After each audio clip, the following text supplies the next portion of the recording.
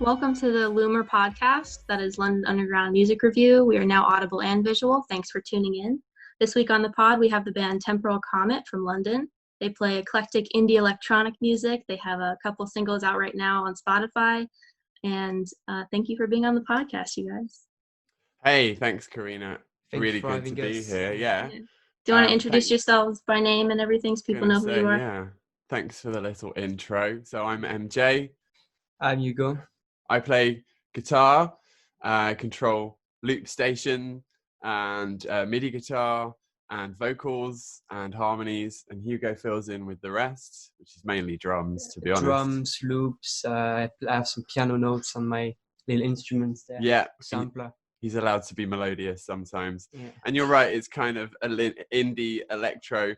We've been told that we're not electro, so maybe electronic is a better word. But all of these things are so ambiguous, and the lines are all blurred these days. So we like to ride the waves across these different lines and make all sorts of music. Genres are on their way out, so exactly, dynamic. Death to genres. Mm-hmm. Yeah, I was talking to the guy who came down, who works with Jack, a producer who lives in our house. Mm-hmm. I asked him what he was doing, and he was like, "Man, the genres are gone now. I do everything like you," and we agreed on that. Yeah. So, but still, we would be able to define it, but we also think that we shouldn't have to define it. Yeah. Yeah. I think that's been a growing theme over the last couple of years, not having to define things as much. How do you guys know each other? How did you meet and start making music together? So we met through a guy called Liam, because basically he took me to a place. I started being his drummer. He's another artist. And MJ was performing, and that's I think the first time I saw him.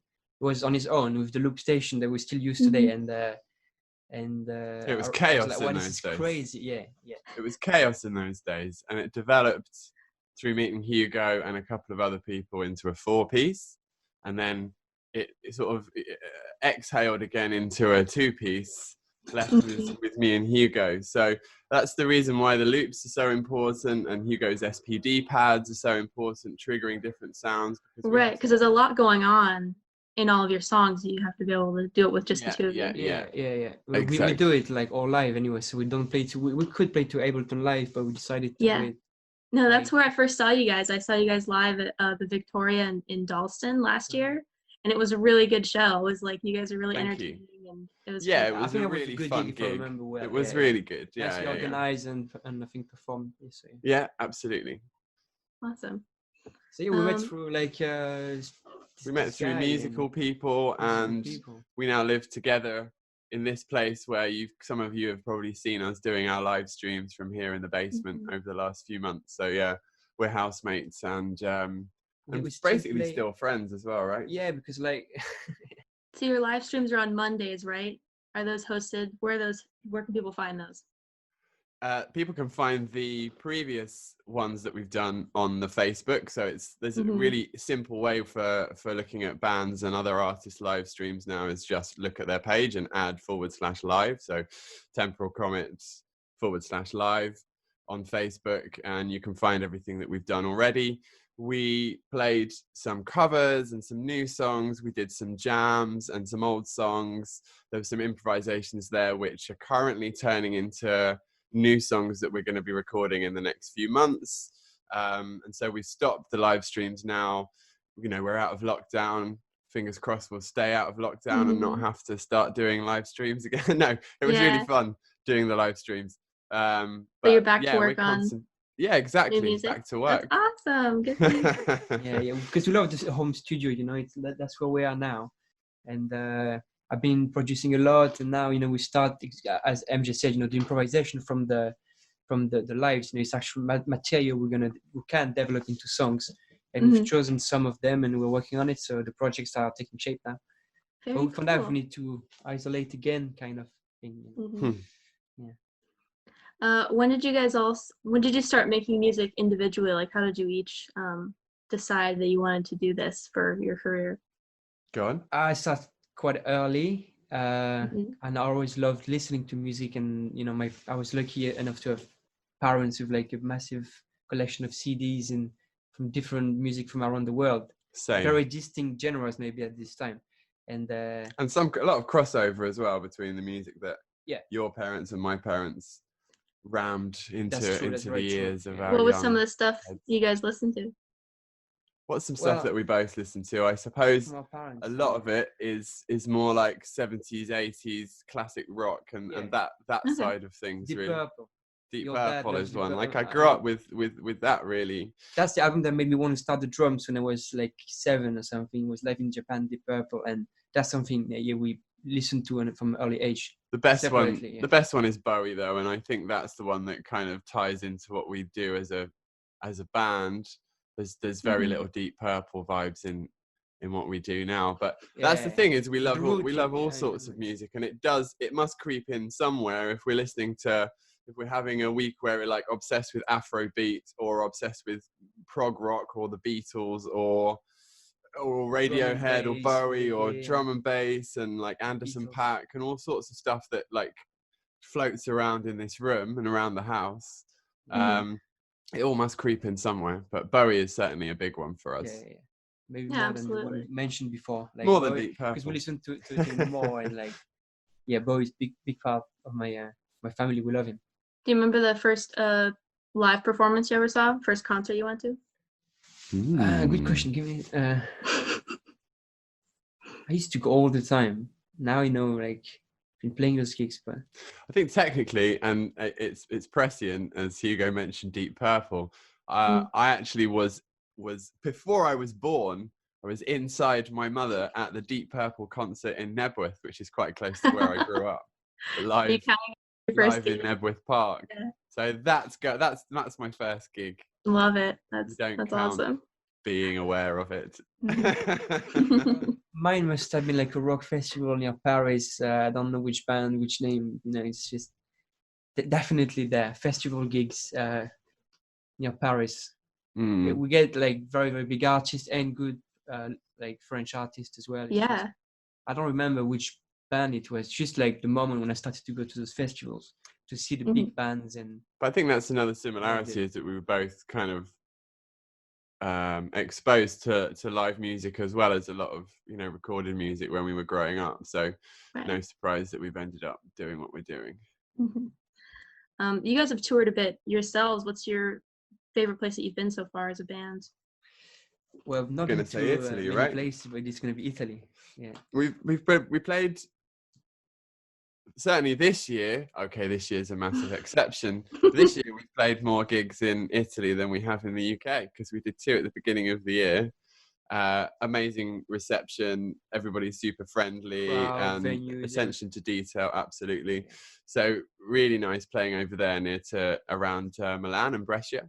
But this year was going to be a year of kind of focusing more on different parts of the UK, and we'd love to get out to different parts of the UK.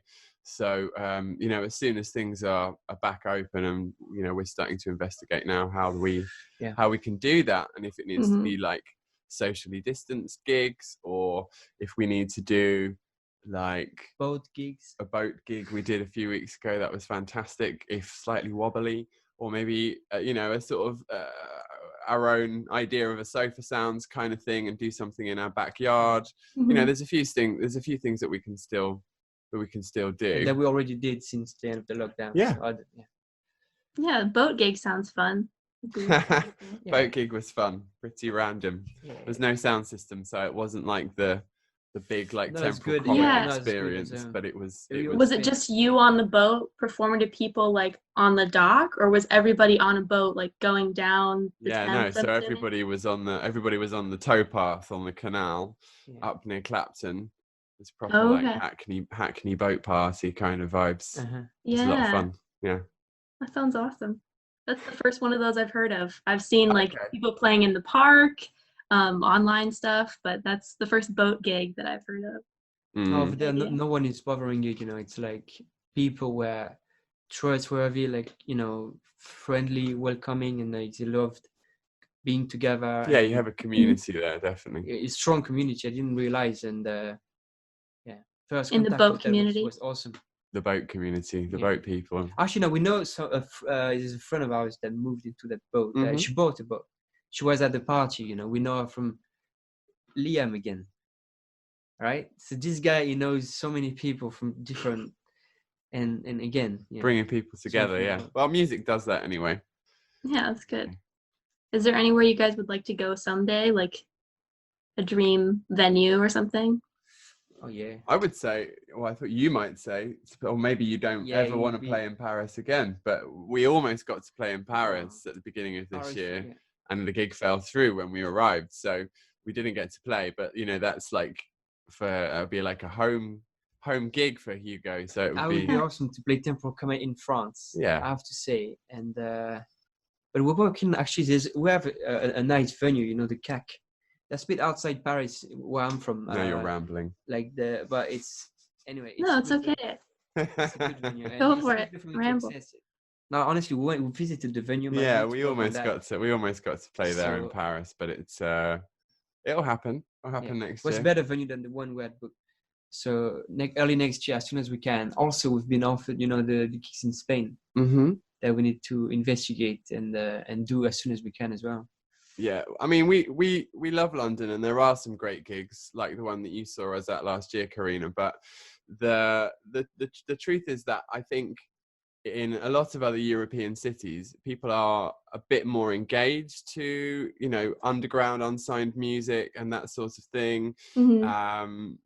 Things are a bit less trying to be commercial, you know, things that haven't been commercialized to the same extent. And look, it's realistic and it's understandable that venues in, you know, let's just talk about London, because that's where most of my experience is in the last few years, have, you know, a lot of them have decided that they can make more money from having food and that sort of thing in the bars than kind of taking a chance on live music. So these kind of places, these spaces where communities can be created and scenes can evolve, are kind of getting diminished here in London. But in other countries, you know, they're really still there. Yeah, and now with everything going on, it's like that the number of venues who were still doing that, it's like shrinking even further. One of my favorites. We've seen that already. Yeah. I have the Fiddlers Elbow is one that I really like. They do a great open mic night called Bubble Bath. That's just like the most wholesome, inclusive space, and they have people like sign up beforehand to go perform. But they always say at the beginning, like, if you want to, you know, sign up now. And then sometimes I feel like some of the best performances are people who are just in the crowd and like were feeling the vibe that night and decided to go up and perform. They end up being so good. Like the last time I went, there was 2 people who decided to do that, and they just played music like old folk tunes from like where they were from, like Colombia and stuff, and they were beautiful and like music I'd never heard before, and it was so interesting. Nice. So I think they're gonna start doing online stuff, but I hope that comes back because that was really special. And the online gigs were really fun as well, actually, over lockdown. Like we did we did a couple on Zoom, because we'd done the live streams on Facebook. But on Zoom, you get that response, you get the interaction from the other people as well, and you get like people clapping when you finish a song, and that's that two-way traffic is like something. Yeah, it really makes it something.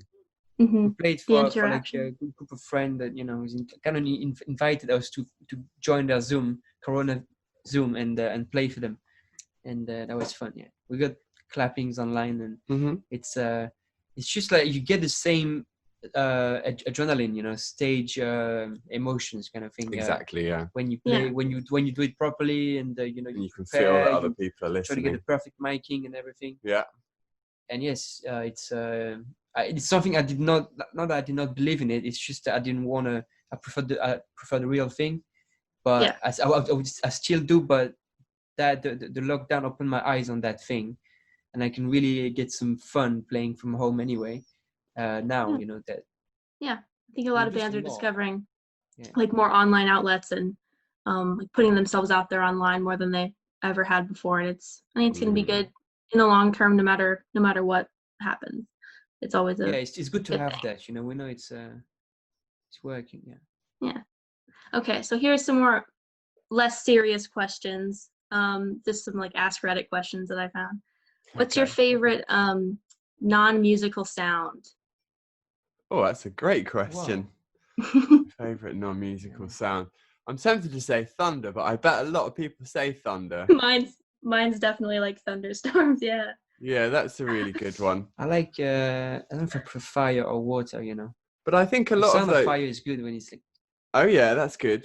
yeah. But I think I'll also like imagine a huge piece of sheet metal, like 20 meters, and just like banging on the side of it, and you get that Yeah. the way that it sort of undulates and vibrates, and those kind of sounds that you get.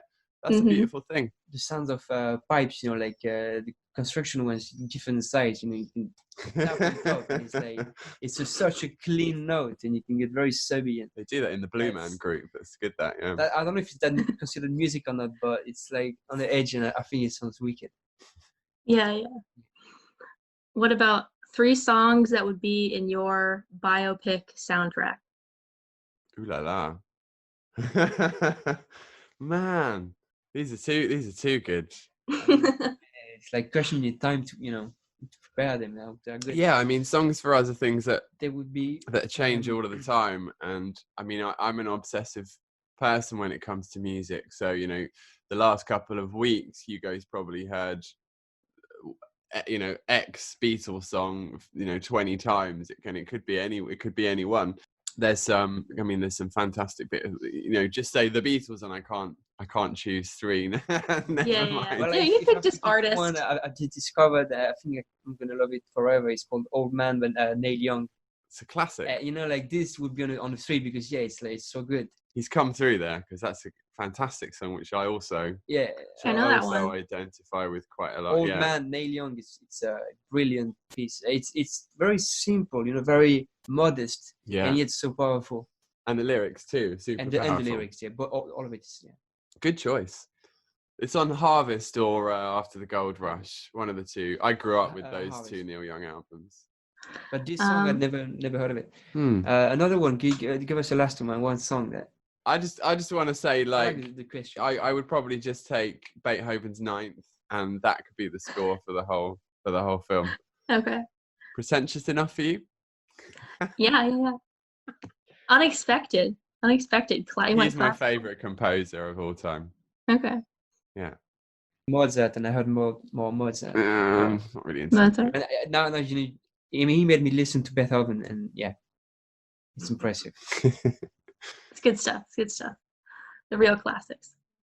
What about, do you have any artists that you feel like you discovered, like you were the first person to really like them, and then now more people like them? Yeah, that's a good question.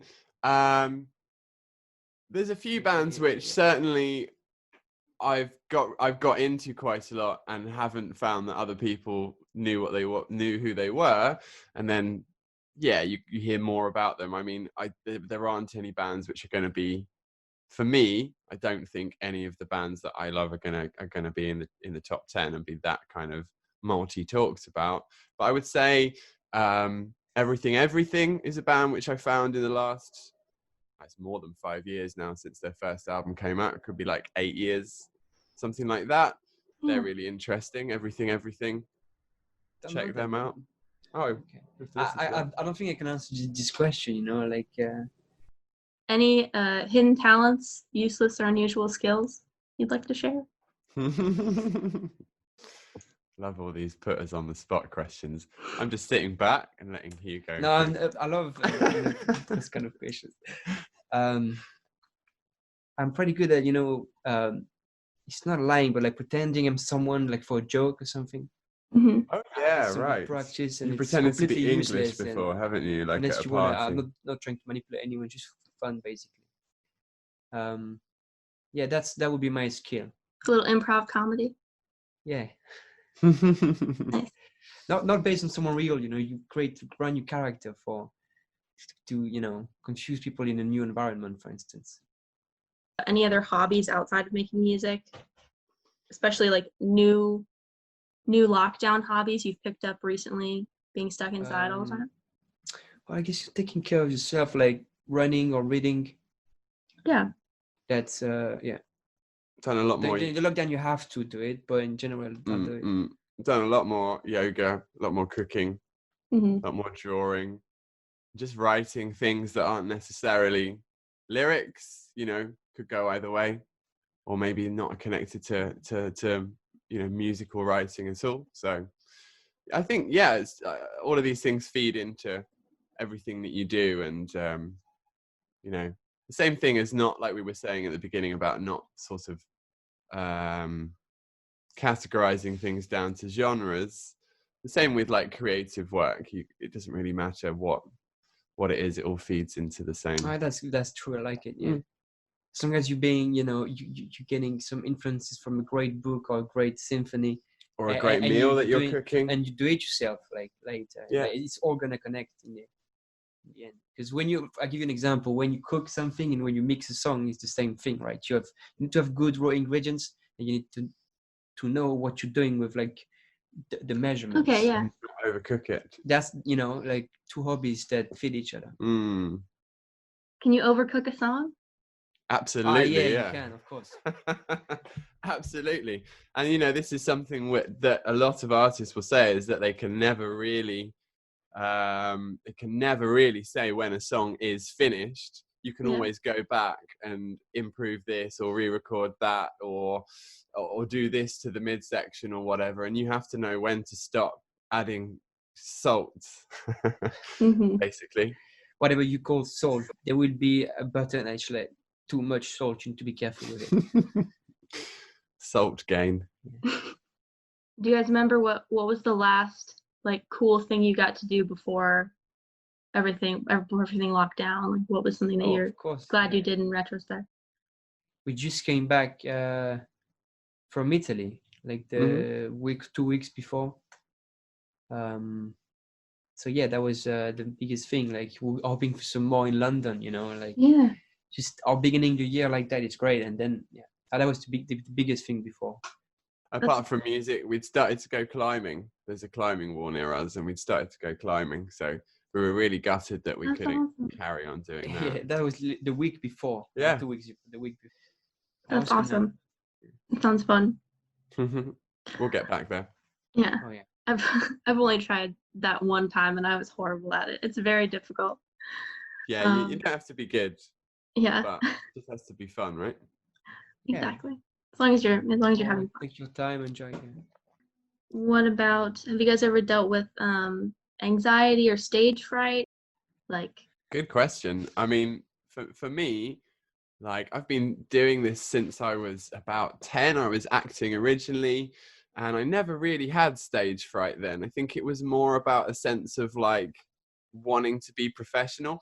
I remember when I was 10 in this school play, and like, I'm not going to look at my mother. You know, you see other kids like waving at their parents when they're on the stage and doing their thing. I was like, I'm not going to make eye contact with my mother. So I think I knew from quite a long time ago that it was more about giving the best impression and obviously having fun as well. The fun comes when you know what you're doing, though. Yeah. And when you're too busy trying to remember what the next line is or the next part, if you're not prepared. Yeah. I think I would jump in and say that stage fright is like, it's a form of stress, right? But stress comes with lack of preparation, and like, as you grow older, I guess you realize what's at stake, and also you're able to be more prepared, and it gets easier to manage it. Yeah, I would say. That's why we rehearse so much, so we can enjoy it. And but the one thing that, you know, it's like if you're prepared, basically. But I think at the same time, a little bit of what we might call stage fright or nerves, or, I mean, for some people, stage fright is something where they can't do it.